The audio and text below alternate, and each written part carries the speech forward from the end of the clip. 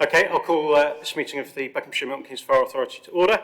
Welcome everybody to today's meeting. The meeting is being recorded and will be uploaded to the authority's YouTube channel. To start, apologies for absence. Councillors Banks, Exon, Hall, Khan and Lancaster. Thank you. Moving to item number 2A, minutes. To approve and sign as a correct record the minutes of the meeting of the Fire Authority held on the 12th of June 2024. Are there any questions as to accuracy? Councillor Stutchbury. Yeah, thank you. The mics. Just through you, Chair, just to clarify that at the meeting on the 9th of October, there was a discussion around making clear in the, on pages 15 about risk and opportunities for the FBU working together. And then we went, if you go to pages 17, the acting chairman advised that there was going to be the FBU manifesto of 2023 was going to be working through the audit committee. Is that still so? Because I'm quite keen that we start to work on looking at that. Is that the case, Chair? Or are we, is that not going to be so? Sorry, Councillor Stutchbury, I'm not sure I quite follow what you're asking. What's well, I can start again. Is this an accuracy question, or is it? Well, it's a question to ask at the minutes. Are they? I know. Are you asking a matter arising, or is it a question of accuracy? We're doing accuracy on the minutes at the minute. Well, it's a matter of accuracy whether what I presume is right or incorrect. Just asked you a question. I thought you might better answer it. The chair advised that members of the FBU representatives invited to December 23rd to look at the manifesto. Right. And they said that it was going to go for the audit committee. Is that still going to be the case? So let's just do accuracy. We can cover. I'll pick that up when we get to questions of matters arising in a second. But let's just do accuracy on the minutes. Are there any questions as to accuracy on the minutes? No. In which case, we have to approve the minutes. Moves to item 2B, to approve and sign as a correct record the minutes of the extraordinary meeting of the Fire Authority held on the 11th of September 2024. Are there any questions as to accuracy? Can you turn your mic off, Councillor Stutchbury? Thank you. We have to approve? Thank you. Okay, moves us to matters arising from the previous meeting. So the minutes of the 12th of June, FA18 Safety Centre Impact Report. The Chairman asked for a visit to the Safety Centre to be arranged for members. Confirmed this is in the diary for Thursday the 21st of November at 2 p.m. and members have been invited. FA19 Performance Management Q4 23-24. Assistant Chief Fire Officer advised this work had not yet been addressed, but tolerance levels would be looked back and brought back to a future meeting. Do you have a view when, Simon? Yes, Chairman. So we have started to look at that work internally, but the mapping officer that has been working on getting the evidence base ready for CRMP took some leave in September, so we want to use his skills to bring you back something probably to the next meeting, if that's okay. Great, thank you. So whilst we're on the June meeting, just to pick up on Councillor Stutchbury's point, I can't actually see in the minutes, sorry, the reference to the overview and audit. So I'm not sure, Councillor Stutchbury, I can see what reference you make to the overview and audit. Just to confirm, the officers are working through the FBU manifesto. It's my intention to invite the FBU to the December authority meeting, at which point we will also then discuss the progress on items in the FBU manifesto. I'm not aware, unless I'm missing something, that we've ever said it would go to the overview and audit. That doesn't strike me as the right place anyway. Councillor Stutchbury. Yeah, I've got a very good memory of what was said, and it's on the YouTube, so if you can go back and check the YouTube, that was a reference. It's not in the minutes, and I asked the question, and it was envisaged that it would go to the audit committee. I'm very keen to get on and look at these things, and they're coming to the meeting in December. That will be 12 months after they came to the last December meeting, so to actually present it in 2023. And this is noting the stuff later in the agenda. This is the most important thing I think that we need to bottom down, safety of our employees and agreement around that safety. So very happy to take up further conversations around it, but I'd be failing my duties if I didn't push the issue, and I think that's what was suggested in the meeting, and the minutes are only a approximation of what was discussed, not literal verbatim. So, may have you at a disadvantage there, and I apologise for that. You don't apologise, it's fine. So, I personally, I wasn't at the meeting because I was at a family funeral, but I don't think that it's a place for overview and audit to review progress on the FPU manifesto. Just to be clear, I think officers would say there's a lot of work going on in terms of addressing a number of issues that are in the FPU manifesto. We'll invite the FPU to the December meeting, and then that's an opportunity for us as members to look at the progress against those items. So I think that's where we are on that item. Moving on to the minutes of the 11th of September, FA 27, HMI's Values and Culture update, CFRS Values and Culture update. Head of Human Resources advised members that a positive action plan was carried out for the last cohort of apprentices, details of which were presented to the last authority meeting but would be shared again with the member, which has been done. FAA 28 is Manchester's Inspectorate Standards of Behaviour. The Vice Chairman asked about number 13B, which was that by the 1st of February 2025, fire and rescue authorities and chief fire officers should make sure all service managers and members of fire and rescue authorities who hear appeals receive appropriate training, and what type of training would be available to members. The Head of Human Resources, if procedures are introduced that require members' involvement in appeals, training would be provided. So I think that's it on matters arising. Moving us on to item number 4, disclosure of interest. Are there any pecuniary interest members wish to declare? I'd just like to declare that I have a fire engine, which is an FBU fire engine, in case there's any problem. I'll take that as a note. Thank you very much. Chairman's announcements. So members should have in front of them Chairman's announcements. Just want to draw your attention to them. So the first is that and we'll be covering this a bit later on in the agenda, but welcome Councillor James Lancaster onto the authority, who's been appointed by Milton Keynes City Council to replace Councillor Hannah O'Neill. Also want to welcome Ronnie, who's joining us for your first Fire Authority meeting, who's joined the Strategic Management Board as the Director of Human Resources and Organisational Development. Ronnie comes with a wealth of public sector experience, and we're all looking forward, as he is, to working together to develop the service. So welcome, good to have you on board. Delighted to say that the service achieved the gold standard in the Employers Network for Equality and Inclusion, Talent Inclusion and Diversity Inclusion awards. Every year, stakeholders from across the service complete an EDI benchmarking survey and submit evidence to support it. And year on year, we've improved. Last year, we were silver and we were bronze before that. So many congratulations to everybody that was involved in that. Was particularly delighted to see that the service was ranked 56th in the top 100 apprenticeship employers, which in of itself is a fantastic achievement. But we were also the highest ranking fire and rescue service. So many congratulations to everybody involved in that. It is, as somebody that works in that sector, it's a fantastic result to be in that top 100. Our apprenticeships, as we know, are crucial to our service as they help us build a skilled and diverse workforce. So many congratulations to everybody.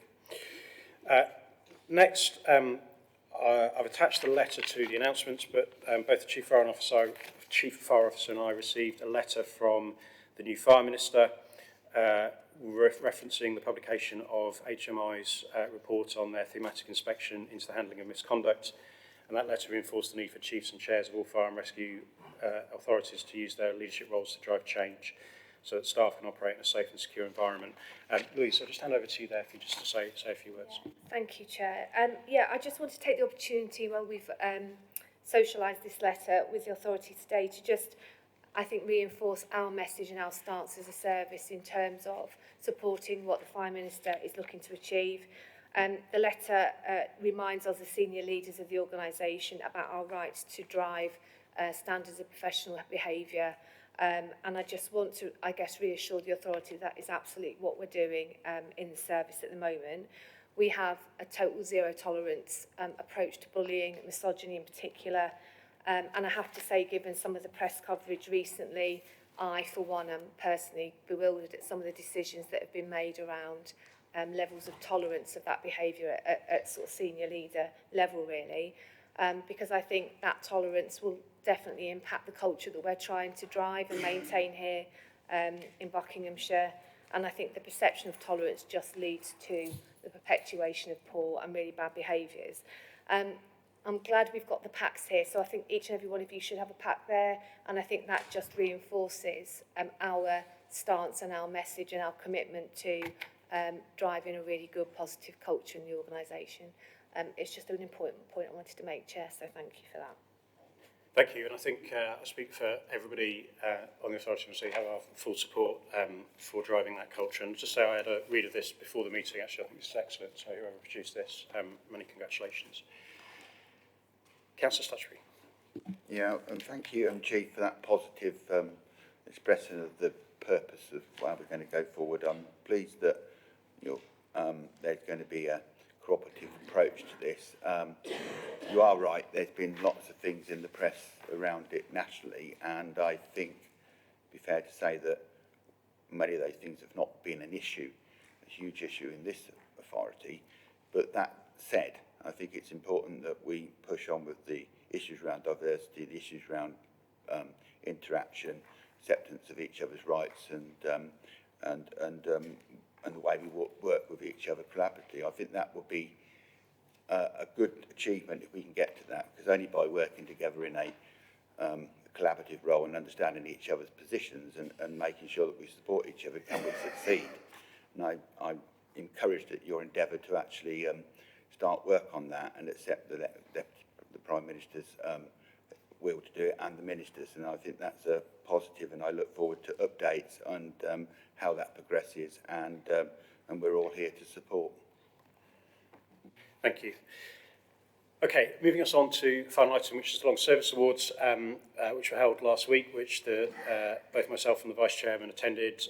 Many congratulations to everybody that received awards at that event, and it was, as ever, a fantastic event. It's one of my favourite evenings in the Fire Authority calendar.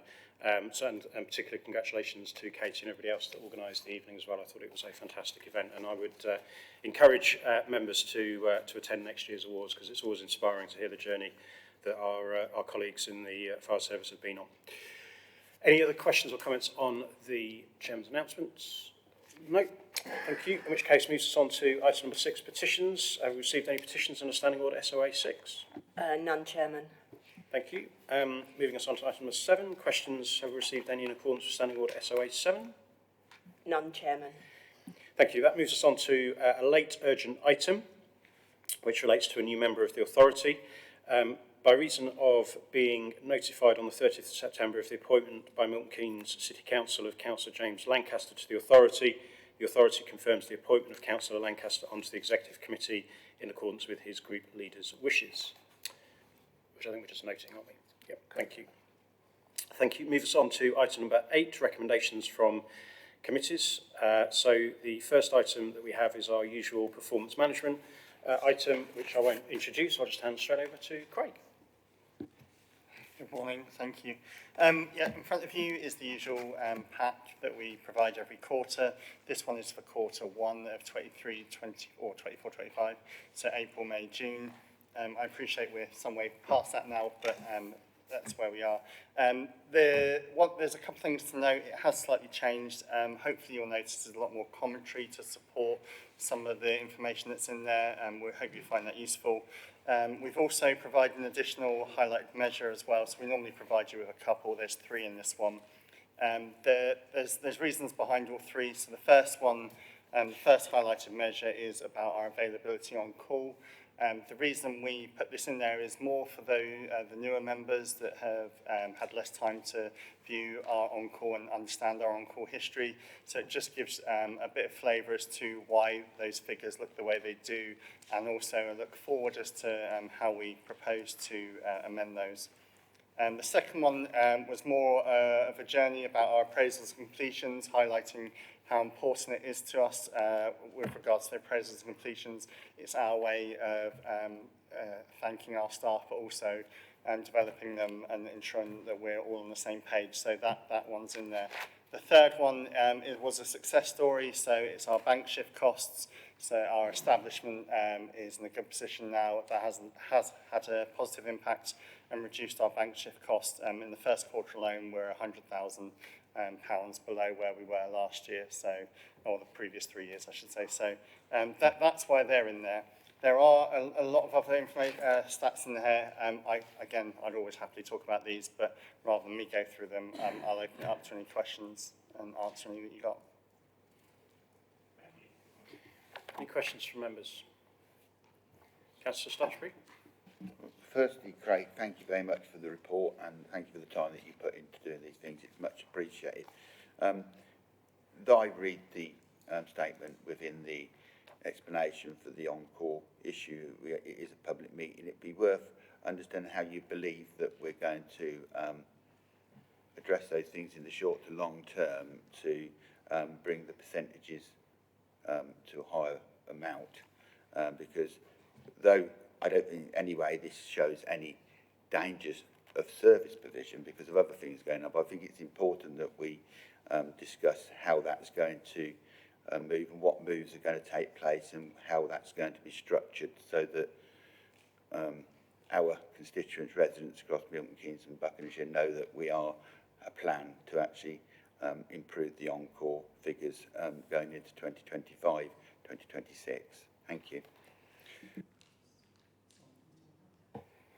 Yeah, I can take that one. Thank you, Councillor. I think the on-call for us is going to be a big focus. You'll know in our draft CRMP that the on-call is something we're going to look at over the next 5 years. We really want to bring that focus back in to the service after focusing over the last 18 months on our whole-time recruitment and workforce planning. We feel like that's now in a good place and we really need to now focus on the on-call. In terms of what the authority have done this year in terms of supporting the transformation funding to improve the access to training courses, we're using that to boost our recruitment so that we can recruit more on-call firefighters. We've done a lot of work in terms of social media and targeting and doing have-a-go days. But I think it's just a good news story, really. We're going to be focusing on this over the next short, medium and long term. Thank you very much. Thank you. Councillor Lambert? Thank you, Chairman. A couple of things. Firstly, on the apprentices that you mentioned earlier on, Chairman, we of course were the first fire authority to introduce them in the way that we did to recruit and to have a pipeline into whole time, and I think that's brilliant. Wondered whether we could look at that something similar, of course, for on-call, but I appreciate legislation means you can't do that directly, but are there ways of bringing that in? Thank you for your response on availability of on-call. I'm going to leave that one there because I'm hoping that the report says in 2025 we'll be in a better place for that. And it's a shame we have a lag, almost a whole quarter of a lag, actually, which means questions here we can be a bit like, is this getting better? So first point is appraisal and objective completion. In the last executive meeting, I raised that. Then it's a perennial problem in this authority and others that appraisals and objectives are not completed. And I don't know how big the stick is we need to beat people. Say, we want to help you get the best you can out of your role in the service, blah, blah, blah. Just complete this one interview and form. But we have to find a way. I'm hoping you're going to say, actually, this last quarter's ones are a lot better, and you'll see that when it gets reported next time. The other one is accidental dwelling fires. We have it as amber in June. While that is the best we've had since 2010, I've been involved in the authority since 2013, and it's always been a challenge for us, and I know it's something that it used to be called IRMP, the risk management plan, used to try and cover as well. As that was amber, but when you look at the number, actually, the number's still really good. We're measuring ourselves against a tough score there.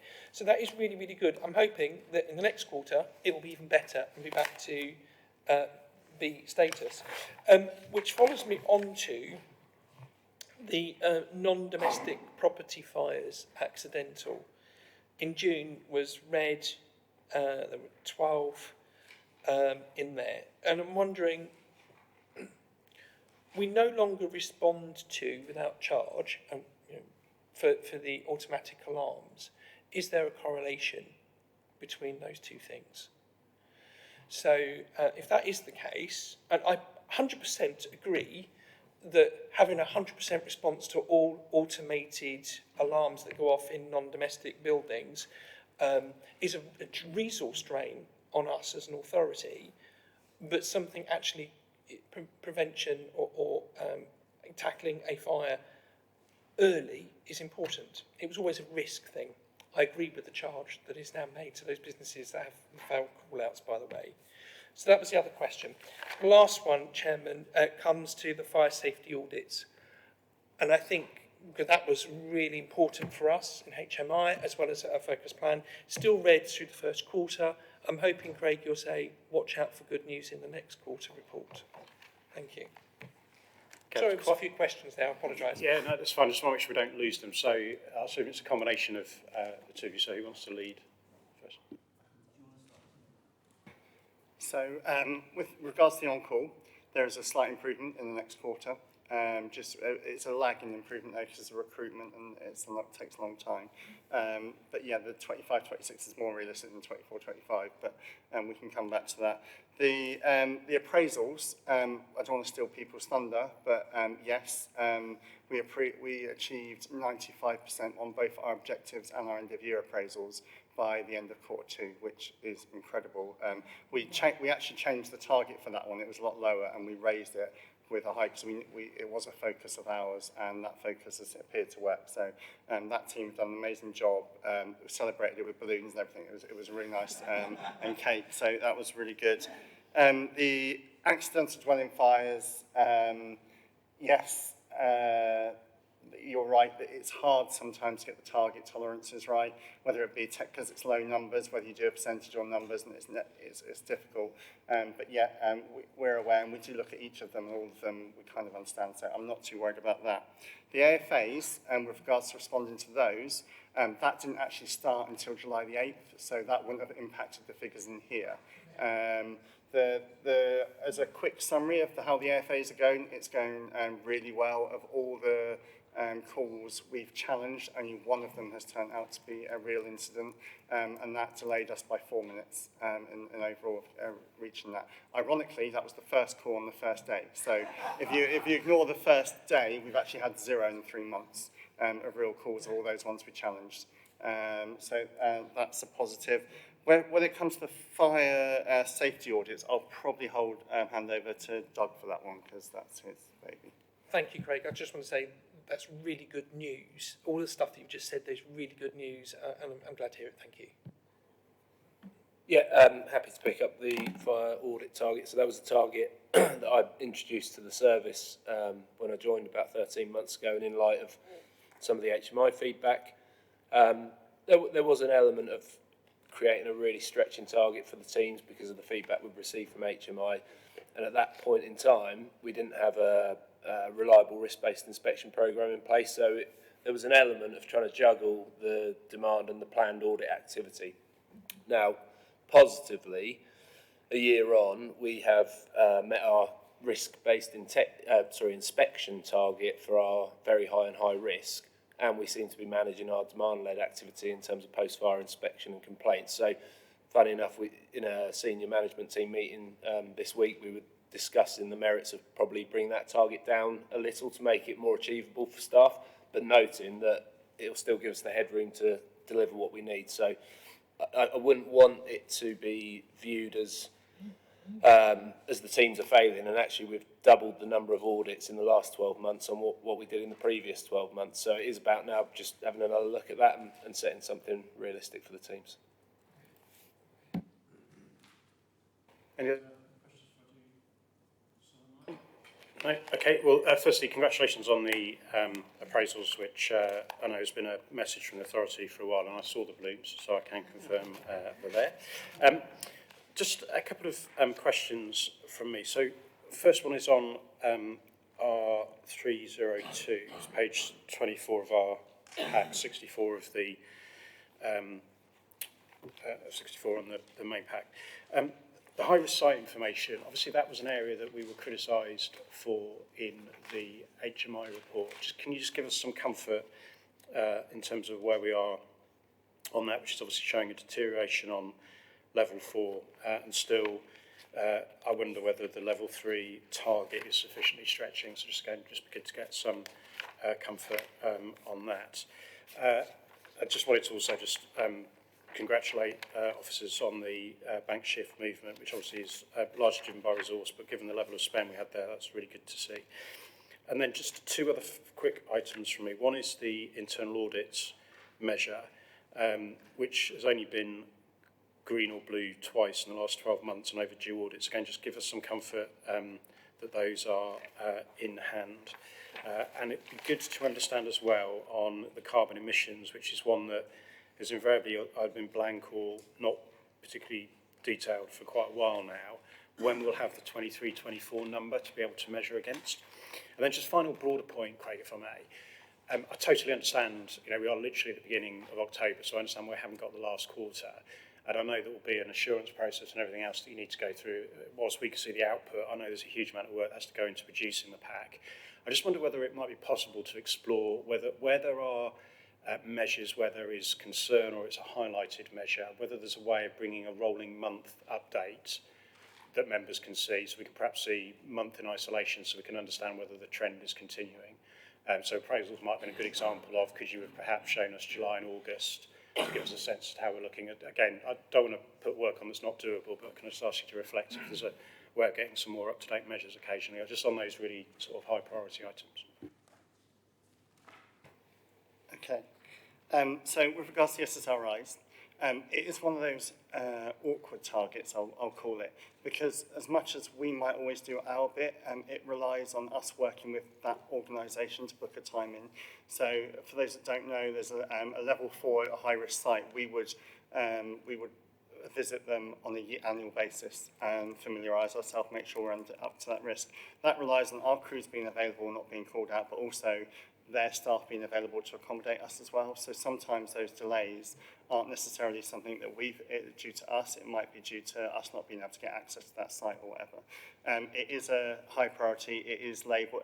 We now provide dashboards to each of the stations. They know which of those sites are, and they know which ones are coming up, so they can plan it. So it is a key focus. Unfortunately, sometimes it's just not down to us. I can't tell you which ones of those are down to us and which ones aren't.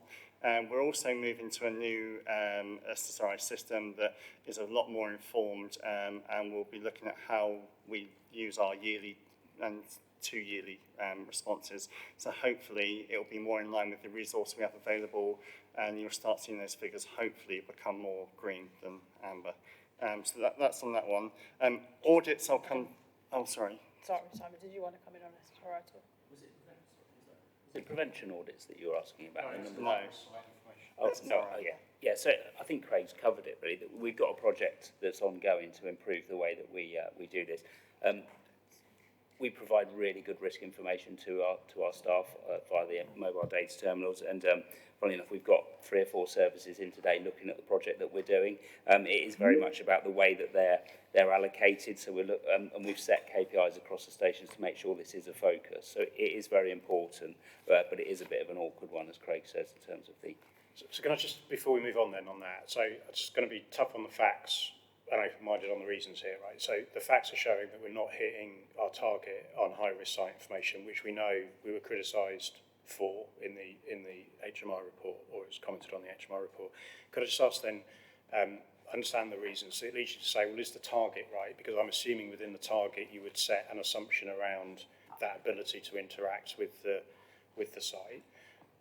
So question number one. But secondly, what else could you be doing to get to the target? Because if we set ourselves that target, the fact that we've got barriers to getting there, frankly, it is what it is, and we've got to find a way through that.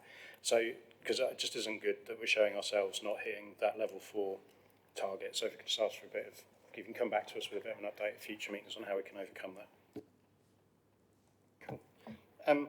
With regards to other questions, monthly report, it's something we do anyway internally. So myself and Simon and Doug, and we actually produce this on a monthly basis, and we go through it normally in the second week of each month. So there is also to be aware that we're introducing a new live system with all that, most of that data will be live in. I don't want to say too much, but hopefully we could work that into that somehow. So whether you had access or it generates a report for you, we will look into do that. Unfortunately, when it comes to... Building on that, one of the things we're looking at doing as part of the governance review is making sure that we're scheduling meetings in a more timely manner so that data can come up. With regards to the audits and the carbon, that is, I can't provide an answer for that. I can, I think Mark Hemming's online, so he might want to come in on that. But yeah. Yeah, thank you, Craig. Just in terms of the internal audits, you kind of like it goes green, red, amber, red, blue, and it kind of goes up and down, up and down, up and down. Just to give members reassurance, that's measuring overdue as a percentage of total outstanding actions. So if you look from left to right, you'll actually see the total overdue has gone from 19 at the start of the period as high as 29, but it's currently down to 4. So in terms of total audit actions, that has come down. As a percentage, it's still relatively high, the ones that are overdue, but that's quite sporadic in terms of they'll get closed off each overdue audit committee, but then you might get a new audit report will come in that's got a number of actions on it, which then knock that figure back up. Just to give members reassurance, those are scrutinised at every O&A committee meeting, so they are kind of going through the proper governance process, and we're being held to account against delivery of all of those. In terms of carbon emissions, we have had some issues getting figures out of the energy company. We continue to chase that. On positive note, we have now installed smart meters at all our sites, so we'll be able to pick those up on a regular basis going forwards, and we'll hopefully be able to get prior year figures for comparators for the next meeting at the end of the year. Okay, thank you. Any other questions on the performance report? We happy to note? Great, thank you. Moves us on to item number 9, which is the Grenfell Tower Inquiry Phase 1 and Phase 2 recommendations. Obviously one of our most important items. I'll hand over to Doug to take us through it. Thanks, Chair. I don't intend to speak too much to the report in terms of hopefully, you've read the content, but obviously I'm happy to take questions. But the report's intended to give members assurance in relation to how officers have managed through Grenfell findings and recommendations. I'm conscious that longer-standing members of the authority will have received previous update into the Phase 1 recommendations, but newer members may have a different level of understanding around the requirements on the service since the Grenfell tragedy. In summary, we've invested a significant amount of time and resource to ensure we made the necessary improvements across the 34 recommendations that were reportable to the National Fire Chiefs Council from the Phase 1 inquiry. From a protection perspective, we've responded to our legislative requirements and we continue to monitor and regulate high-rise buildings as appropriate.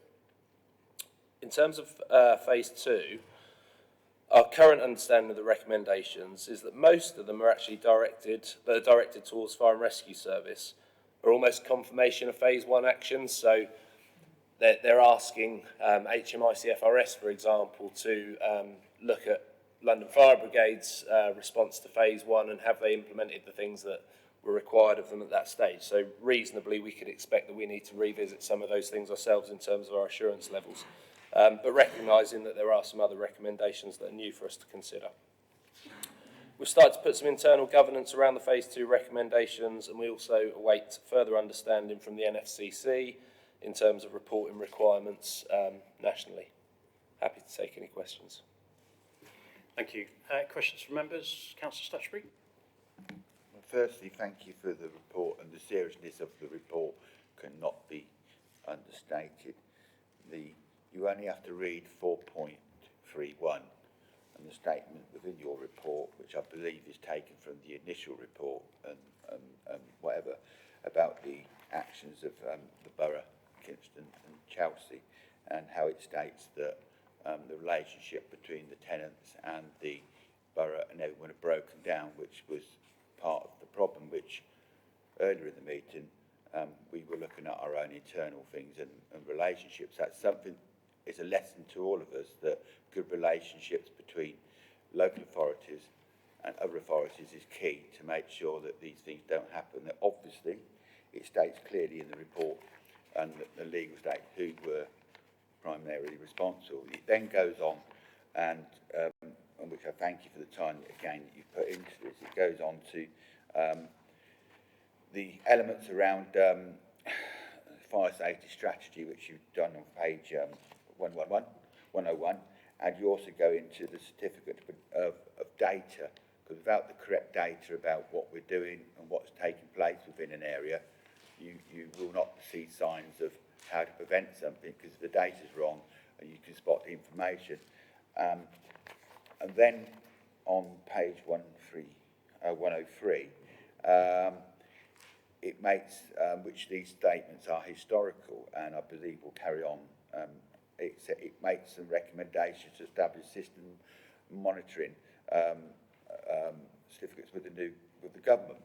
Now, of course, I believe that that's something that we should work with to find out exactly what that will look like and how that will be, because when this was written, it was before the election when this, I believe, until corrected, and we need to establish how that's going to work, how the systems are going to be put in place, how we're going to share the responsibility in making sure that in our small area of responsibility in the United Kingdom and Buckinghamshire and Milton Keynes, that we ensure that everything we do is in line with making sure that this couldn't happen.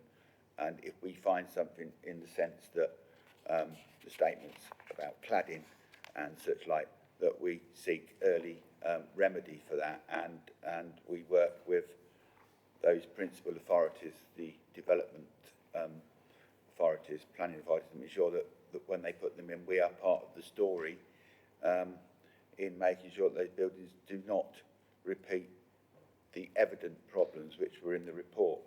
And it is notable with all these things, the time lag from it to where we are today discussing this. If you were a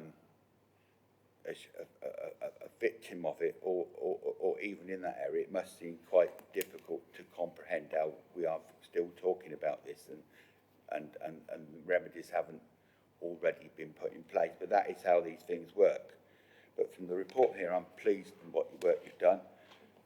It can't be said how serious it is, and those elements, as I said, working around the government and reflecting on the points made earlier about 4.31, about the actions of the local authority in relation to its tenants, can only be noted as one of the, not the reason, but one of the competent reasons why, sadly, we are talking about this today. And again, thank you for the report, and thank you for the time, and I look forward to making sure that we, as a fire authority, ensure that the local authorities within our area and us do everything possible to ensure that this doesn't happen in our watch. Thank you.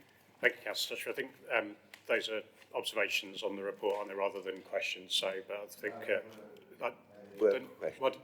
They were okay. questions. Well, in fairness to officers, I'm not entirely sure if questions, but I don't know if you want to have a stab at replying. Yeah, I guess what the report was intended to do, and I think some of the report you reference is the NFCC report, which of course we're still absorbing in service in terms of just our understanding of the position around phase 2. But certainly my report was intended to give the authority members assurance that across our service delivery of prevention, protection and response, we are doing all the things that are within our gift and our responsibility to make buildings safe. And when they do sadly have fires, our staff are operationally prepared, operationally competent as best they can be to deal with them. It is a really, really complex environment for some of the reasons you outlined insofar as, you know, probably 20 years of deregulation and multiple agencies and players not maybe, you know, adhering to their responsibilities as we might have expected. So it is complex, it's hard to untangle, but yeah, certainly give you the assurance that as a fire and rescue service, we're doing our bit to make sure we're ready. Thank you. Are there any other questions or comments? Councillor Lambert. Thank you. Thank you, Chairman. Thank you so much for the report and the detail. For those of us that were in the Fire Authority in 2017, we all, as a collective, were shocked at what happened. And we knew that the tail of had a long lash, as it were, as to where inside our operational activities we would all have to look at ourselves and make changes. Some ahead of the reports and inquiries, immediate understanding was really important. So first I want to put on record my thanks to everybody who's played a part for Buckinghamshire Fire and Rescue in getting us to that position where we are, as you can read in the reports, that we either are on top of or ahead of the curve, and we've still got some actions to take. And that's where my two and a half questions come from now.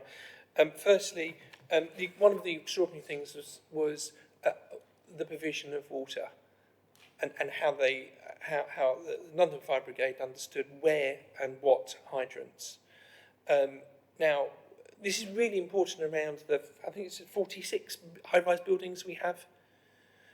Where are we in determining to make sure that we know where they all are and that they are the right ones, as a question? Because that is something that jumped out at me straight away. It's like, oh, hang on a second, we should know where they are. If we're doing that risk assessment of those 40-odd buildings, do we know where that is? Because that was a thing. The second question comes from, and I hate to use this word, but it's been in ever since day one from being here, airwave.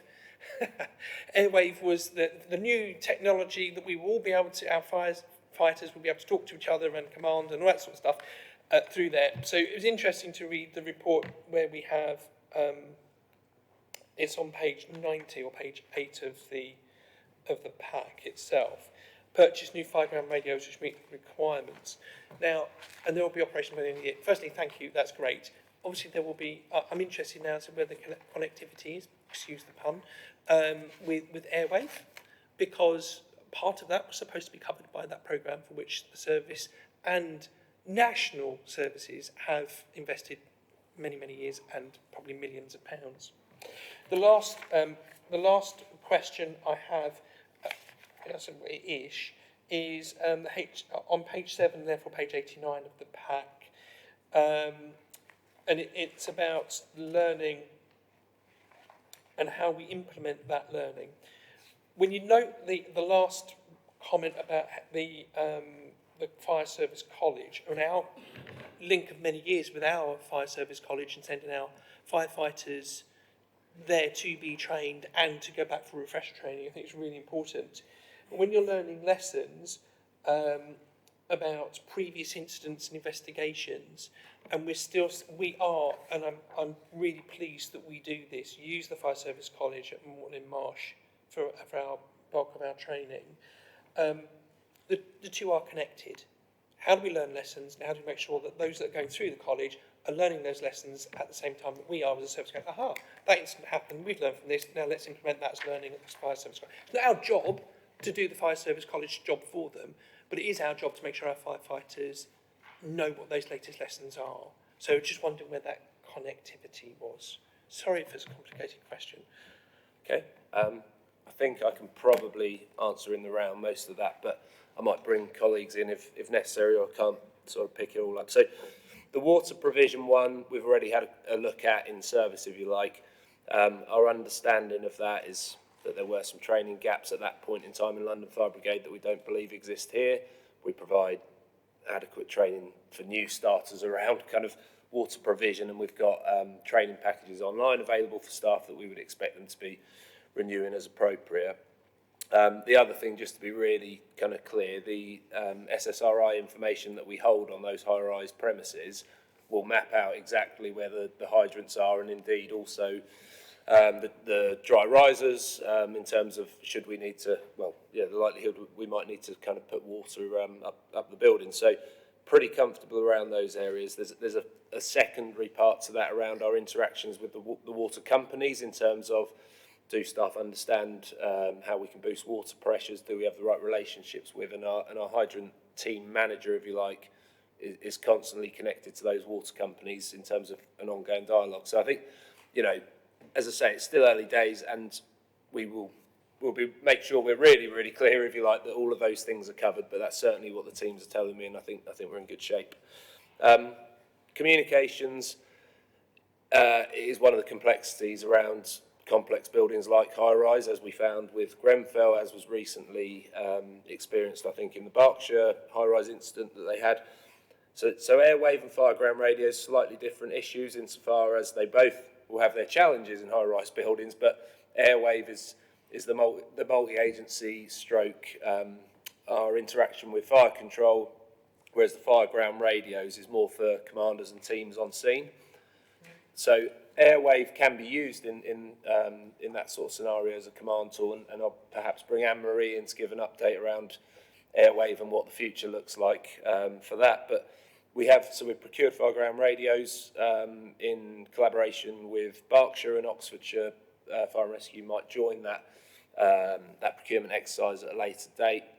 They have the functionality to be either analog or digital, which certainly the science and the evidence at the moment suggests that digital has a greater chance of being successful in those environments.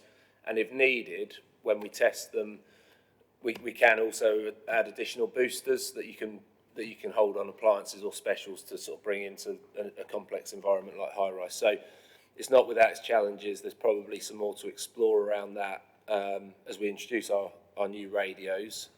But again, I think we're in reasonable order compared to perhaps where LFB were at the time of the Grenfell incident. The other thing, just not to labour the point, but one of the issues that proved problematic around fire survival guidance was just the sheer volume in terms of what that looked like for control. So we do have capacity and control. We do have things in place in terms of Willowbeck and the ability to kind of utilise other control rooms, if you like, to support our operations. But we're also rolling out an extended use of our Incident Command app that can really help between the control room and the fire ground in terms of understanding individuals that that may require fire survival guidance and quick intervention. So the comms bit's complex. We think we're in good shape around it. There are some areas we need to explore further to just really assure ourselves, as I say. Lessons learned. So, as you say, there's a clear link, I suppose, between operational preparedness, competence and operational learning. It should be a loop, if you like. We've done the gap analysis against all of the fire standards that oversee those three kind of response areas, if you like, and we're really quite comfortable with where we are as a service, so I think that's positive. The thing that we got picked up in the HMI for as an area for improvement was the speed at which our lessons learned kind of made their way back into, as you say, kind of how we do things. I think we've made some improvements in that over the last year, so we've really kind of we've done a lot of work around what we called our operational assurance improvement plan, where we've kind of streamlined it to some the kind of key areas that need to kind of work through fast prioritisation, ultimately, I suppose. And we've also just launched internally a consultation on a revised operational learning framework, which really sets out clarity on this is how we do operational learning aligned to the fire standard, and then it's about holding ourselves to account to make sure we deliver on it ultimately. I don't know if perhaps on the airwave issue or other colleagues might want to come in on other areas. If I can, yeah. One of the things we're looking at is, whilst the Emergency Services Network programme is sort of in a state of hiatus at the moment, we're still having close links with the programme team, and coverage is one of the most important pieces that we look at. And the national programme team are testing in various scenarios, whether that be in underground tunnels, so kind of going underground up into the Shard to look at how that connectivity piece works if there was unfortunately a fire in that situation. So whilst the programme is in hiatus, we keep in touch to make sure that coverage remains an important part of that. Great, thank you very much. Thank you, Councillor Day. Councillor Day. These are new mics. Oh. Is it? Okay. Right, thank you very much. I feel reassured by the report. I think it's answered a lot of questions, but also, capturing everything based on the questions I've been asked equally further reassured me, so which is really good. My question has to do with risk assessment, which equally is captured there. But I'm looking at educating and informing residents, people who live in this building. Is it something that is readily done, planned for it as part of operational learning to do? And how do we do that? Because when I lived in nursing quarters, we used to have, the fire people come round and sort of inform us on where to go, what to do, what happens. It was a big hospital in Hammersmith. So I'm just thinking, are we doing things like that to prepare residents before, obviously you call 111 or whatever, but at least let people living there have some learning or information around it. My second question is looking at the report. It's about people. Our officers post the recommendation, post the report. Have we been able to gauge how people are feeling?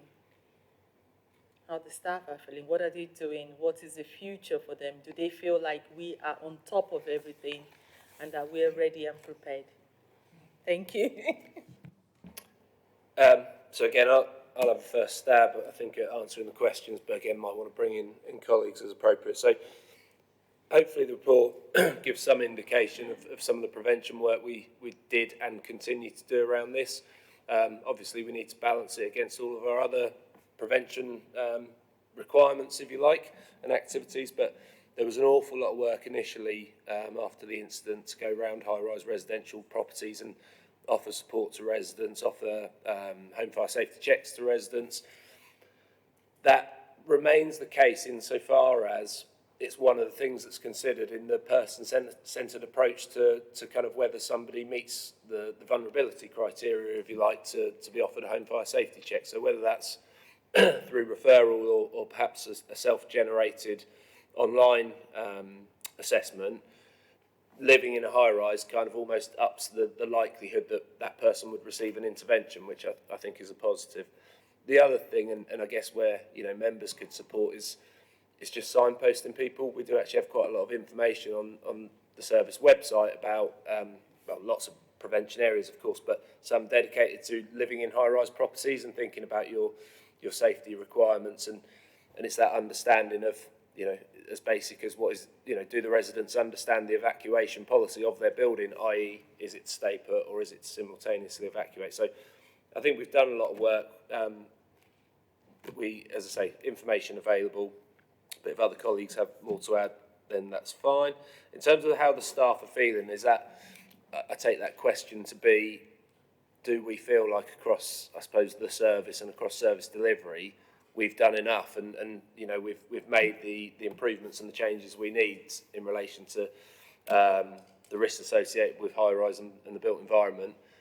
That's a really tricky question, because ultimately, and I think about it myself, there still remains a risk in the built environment. There are still places where people sleep that are designed to be stay put that probably aren't suitable to be stay put. We know that nationally, as far as we understand, certainly from a high-rise perspective in this county, we have a really good position on understanding those buildings, engagement with building owners and responsible persons, and extending our kind of regulatory responsibilities in an appropriate manner. But could we say it will never happen again?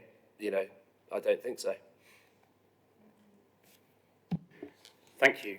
Just a couple of comments from me. What was more an observation rather than a question, then I've got one very specific question. So just a specific question first. I noted and was pleased to see that we've been supporting a colleague to get a fire engineering degree, which sounds excellent. Just struck me though that that's a kind of one-person capability at one moment in time. Is there a plan, kind of how we're going to build that and make that a sort of an embedded capability within the service, i.e. more people doing it or whatever? I suppose the second observation, and obviously a huge amount of work gone on within the service and nationally, it does strike me that there's a growing risk that there are so many inquiries and recommendations coming from inquiries, Grenfell, Manchester, etc., that then lead into effectively checklists and requirements of things to do, that we end up in a form of institutional complacency, that if we've done the checklist and we've done what's expected of us, we're okay. And I'll never forget one of the very first things that HMI said to me when I first came into the role was that the big lesson from Grenfell for fire services was the lack of professional curiosity. So just be interested to understand kind of what do officers think that we, both as an authority and you as a service, can be doing to make sure that, as well as doing the doing on these inquiries and actions, that we also create the space to step back and challenge ourselves around what else do we need to be worrying about, what's on the risk horizon that we haven't seen, how do we go further, so that we're not just getting into a bit of, and I'm not saying you're doing this by the way, but it just strikes me as a broader risk of kind of checklist complacency.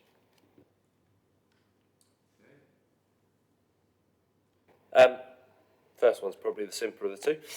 So fire engineering, it's for a service of our size, we just need to balance what is the actual demand versus the capability we need, and ultimately the fire engineering qualification almost sits at the top of the tree, if you like, in terms of our protection model and the qualifications that build up to that level. It is quite a commitment, so we're talking, a 4-year programme for the officer that's currently on it, and it also comes with its risk, probably less so with uniformed officer, but it's a capability that would be well paid in the private sector. So I think there's definitely something for us to look at from a Thames Valley perspective. I know that they don't have that capability anymore in the other two services. And actually, there's a real opportunity. It's one of those things within protection that would make great sense to, I think you build the resilience in that way rather than more in a single service would be my view. There's probably a longer look at what the building safety regulator requirements are and whether they extend, and that might, again, need us to revisit that particular issue.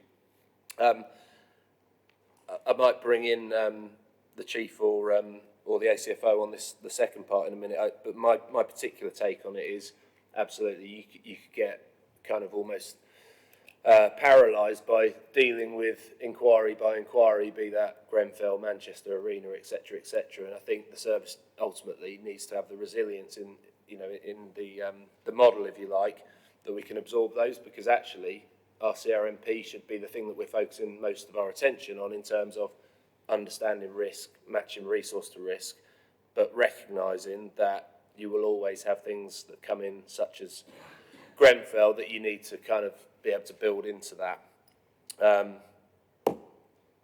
That's probably all I would say on that particular issue myself, but I don't know whether Simon or Louise want to add to that. Yeah, I think it's a really good point around the professional curiosity thing. I think we have had a lot of action plans that have come through over recent years, and I agree there is a tendency that we work through these action plans and there's a vulnerability there. We think, well, we've done the work, but there's something deeper about it. And reflects on what you said around the Grenfell the day after the fire. I remember the day after the fire, we all sat down, we thought, right, what does this mean for the service? And, going out and getting to know those risks really forensically. So we upped the risk in terms of anything over 6 stories. We implemented, we looked at our equipment, we looked at our policies and procedures, we looked at how we train our staff, we looked at how we assure that and how we exercise it. We ran a year of thematic exercising over just working in high rises, because they're troubling to get the equipment to where you need to be. So you can do that. You can get the policy right, you can get the equipment right, you can get the training and the assurance right, but there's something deeper around how you just make sure your staff can have the confidence to make those decisions.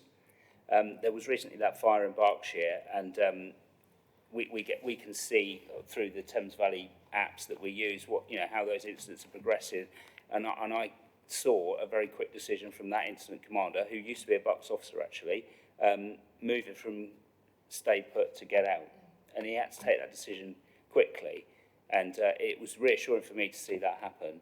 So that's what it's about, that confidence level around people to make the right choice, and it's hard. So I think it's about the organisation and the authority backing those officers with some really tricky decisions sometimes.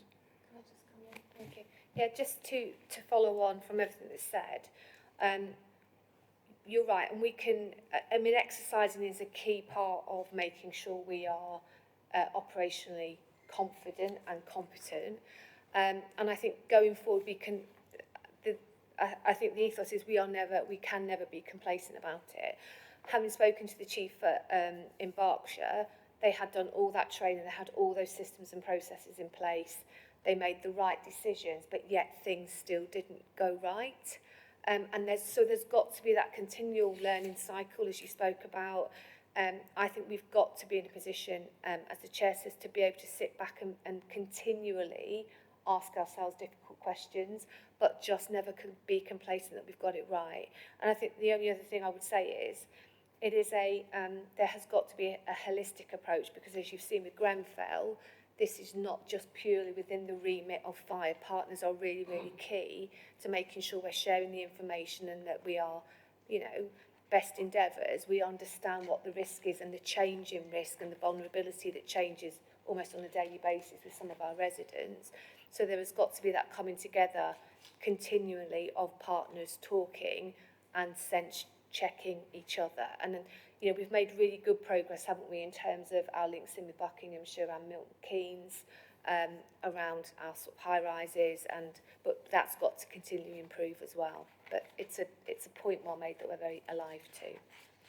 Thank you. I think the idea of putting the fire engineering on the collaboration agenda is a really good one, actually, so recommend we follow through on that. I was happy to note the report. Great, thank you very much. Before I move to item number 10, just to jump forward to date of the next meeting, just to make members aware that the next meeting of the Fire Authority will actually now be on Wednesday the 11th of December at 11 a.m, not the 4th, and we'll confirm the venue for that in due course. Moving to item number 10, exclusion of the press and public, to consider excluding the public and press representatives from the meeting by virtue of paragraph 1 of part 1 of Schedule 12A of the Local Government Act 1972, as the reports and minutes contain information relating to any individual, and paragraph 3 of part 1 of Schedule 12A of the Local Government Act 1972, as the report and minutes contain information relating to the financial or business affairs of a person, including the authority. On these grounds, it's considered the need to keep information exempt outweighs the public interest in disclosing the information. Are we happy to do so? Thank you very much.